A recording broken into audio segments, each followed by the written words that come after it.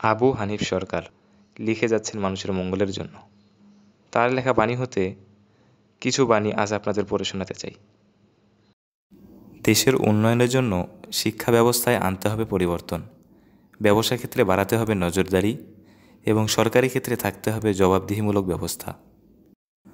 যারা মানুষকে ধোঁকা দেয় এবং অন্যের হক নষ্ট করে, মানুষ তাদেরকে ক্ষমা না করা পর্যন্ত আল্লাহ তাআলা তাদেরকে জান্নাতে দিবেন না।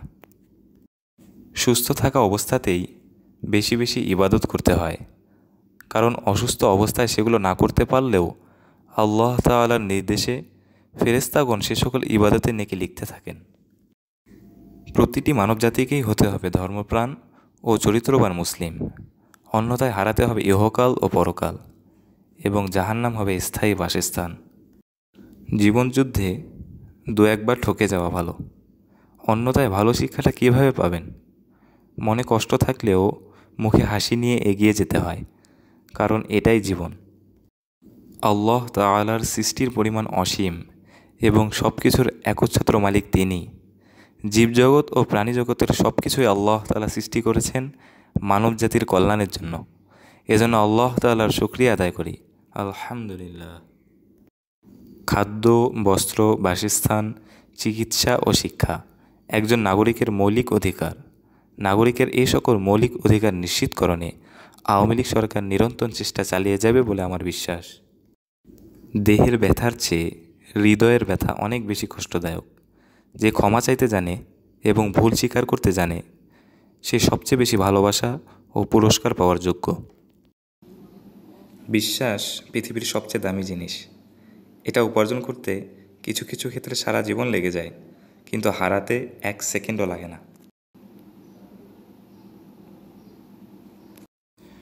সকল প্রশংসা আল্লাহ তাআলার জন্য, যিনি সমস্ত জাহানের একচ্ছত্র মালিক। আল্লাহ তাআলার আযাব থেকে বাঁচার জন্য পাপ কাজ থেকে বিরত থাকুন। যারা মানুষকে ধোঁকা দেয় এবং অন্যের হক নষ্ট করে, মানুষ তাদেরকে ক্ষমা না করা পর্যন্ত আল্লাহ তাআলা তাদেরকে জান্নাতে দিবেন না।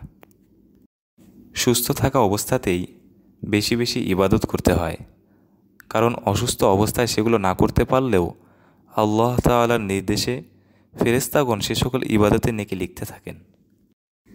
প্রতিটি মানবজাতিকেই হতে হবে ধর্মপ্রাণ ও চরিত্রবান মুসলিম, অন্যথায় হারাতে হবে ইহকাল ও পরকাল এবং জাহান্নাম হবে। জীবনযুদ্ধে দু একবার ঠকে যাওয়া ভালো, অন্যথায় ভালো শিক্ষাটা কীভাবে পাবেন? মনে কষ্ট থাকলেও মুখে হাসি নিয়ে এগিয়ে যেতে হয়, কারণ এটাই জীবন। আল্লাহ তাআলার সৃষ্টির পরিমাণ অসীম এবং সব কিছুর একচ্ছত্র মালিক তিনি। জীবজগৎ ও প্রাণীজগতের সব কিছুই আল্লাহ তাআলা সৃষ্টি করেছেন মানব জাতির কল্যাণের জন্য। এজন্য আল্লাহ তাআলার শুকরিয়া আদায় করি, আলহামদুলিল্লাহ।